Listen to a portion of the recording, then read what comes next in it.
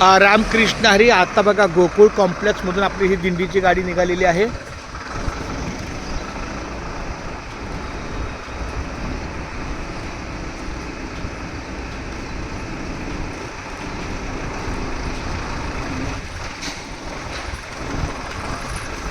हे का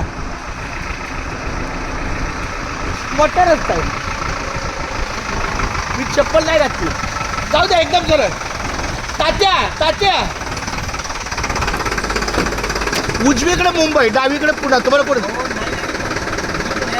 हो जाते जा 100%, 1000%. मी येतो ना.